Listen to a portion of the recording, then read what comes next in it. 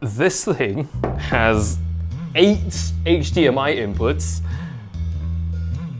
I'm gonna plug something to all of them. 8 HDMI ports on a mobile device this size sounds a bit extreme, but it's actually 10 HDMI ports if you count the 2 outputs. The word extreme is literally part of the product's name because we are looking at the YoloBox Extreme.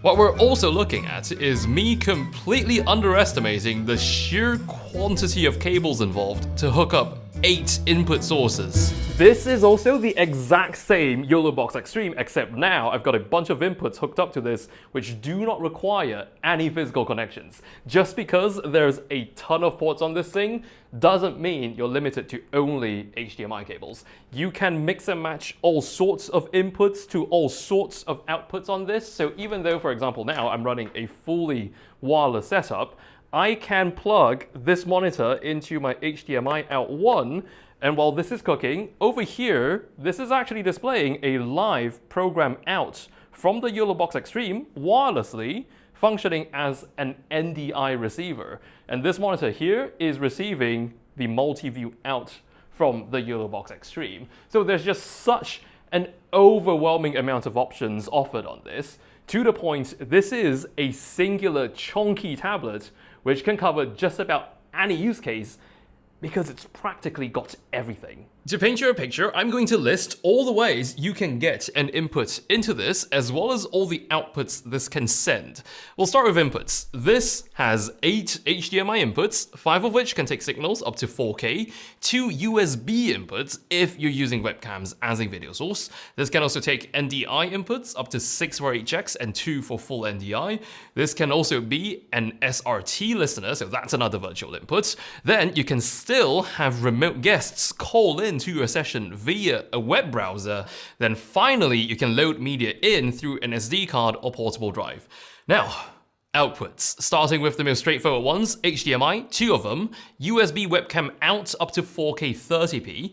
This can also output NDI, and instead of just being an SRT listener, this can also be a caller. And finally, you can output to a maximum of 3 streaming services concurrently. So that's a lot of inputs which can be mixed into a lot of outputs. It can be a bit overwhelming at first, but that's what you get on this $2,000 YoloBox. Being the Extreme version, there are some very special features which are exclusive to this. One of the most exciting ones is being able to live stream directly from this in 4K and up to 60 frames per second. The YoloBox Ultra was the only other YoloBox capable of 4K streaming, but I believe that was limited to 30 FPS. I did try doing a multicam stream with the Extreme in 4K 60, quite a resource-intensive stress test for the YoloBox considering it has to mix and encode multiple 4K 60 sources live, and we also had live replay enabled, so it was doing some degree of recording as it was streaming. I'll share a link below to watch the YouTube replay of that exact live stream. You would be watching a recording of the stream, but it was recorded on the receiving end of YouTube, meaning that's exactly how it would have looked like if you were to watch it live. So I'll link that below as living proof of exactly why I'm not a professional streamer. Choked on my spit. That's live streaming for you. Good thing I've got my little Stanley cup here. While streaming, if you're not recording internally on the YoloBox Extreme, you can have up to 5 4K 60p inputs. If you want to ISO record your inputs while streaming, that's also possible, but you wouldn't have to spec things down to 4K 30p. This way, you can stream with up to 4 cameras while being able to record 3 of those inputs. That's because the Extreme still needs to work within the capabilities of the Snapdragon processor it's running on. This chip is already 1.8 times more powerful than the one in the YoloBox Ultra, but as much as the YoloBox engineers, I believe, would like to let you full send all the inputs while recording each and every single one of them, the system will only let you enable and scale its features to the extent of its processing power. This will advise you if things are about to exceed limit and there's a CPU monitor to help keep an eye on resources. Same goes for the HDMI outputs. Even though both outputs can support 4K 60, the menu recommends only one output be set to 4K. Having two HDMI outs though is a feature exclusive to the Extreme, and it's one of my favorite features because you can choose to display different things on each of the two outputs. Program out is of course an option, but you can also route one of the inputs to always be displayed on that output. You can mirror the YoloBox UI, or you could output a multi-view, which is extremely customizable, not just between a few layouts, but to the extent of being able to drag and drop to move chunks around. The USB output is currently program only, but your device should see the Extreme as a 4K webcam.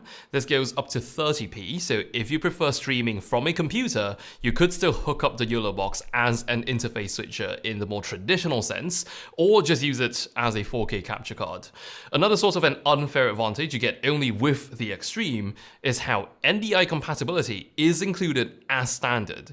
On other models of YoloBox, including the Ultra, NDI is an optional $99 license, but this round it's included in the price you pay for the product. For full NDI FX sources, the YoloBox Extreme can handle 2 of those as inputs, but for NDI HX, the Extreme can take up to 6 of them. There's also a little toggle in your settings page which enables NDI output from the YoloBox.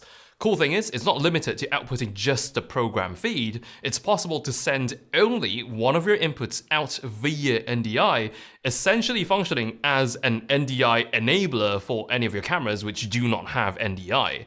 If that's the only function you're going to be using this for, then a $2,000 device might be a touch overkill, but considering this is a fully mobile, fully independent battery-powered device, such a use case is not exactly that far-fetched if you happen to already own one of these, and since we brought battery up, battery life is actually spectacular on the YoloBox Extreme. During our test stream, the battery level dropped by only 4% after streaming for 13 minutes in 4K 60p with multiple sources. So the battery-powered aspect of this is not just a safety net in case of power failure, you can actually run a show on battery power alone.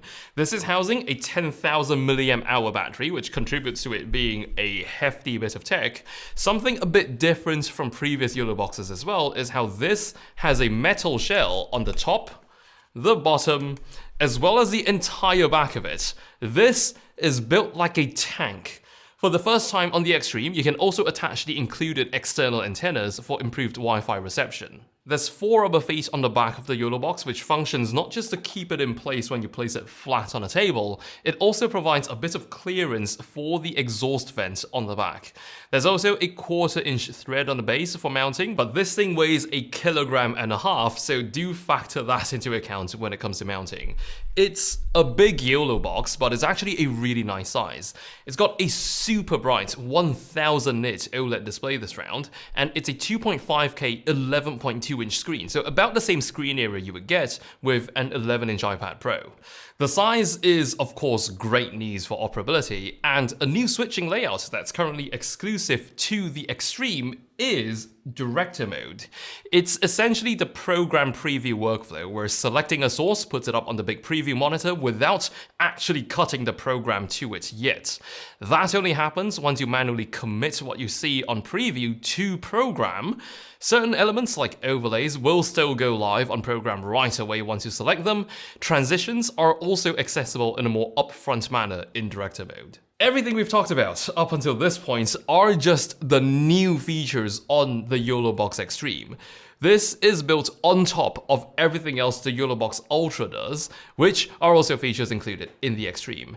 I won't be talking about all of those in detail, but just to quickly list some of those features down, we've got Gigabit Ethernet, Nano LTE SIM slots, customizable overlays, scoreboards, customizable multi-source layouts, timed auto switching, auto switching based on video follows audio, remote operation via Android app or web browser, chroma keying, streaming simultaneously to 3 destinations, overlaying comments from the live stream, multicam replay, as well as the ability to control PTZ cameras. As of filming this, the only feature that's currently not available yet is vertical streaming. That's been said to be coming in a future firmware update, which hopefully will let you stream directly to Instagram and TikTok directly from the YoloBox Extreme, just like how that's possible back on the YoloBox Ultra, and I believe the InStream as well. The YOLO Live team does have a really good track record of pushing new features out via updates, so I am quite interested to see how this product evolves with time. I'll put links below for anyone interested to check the YoloBox Extreme out, and I'll be seeing you around.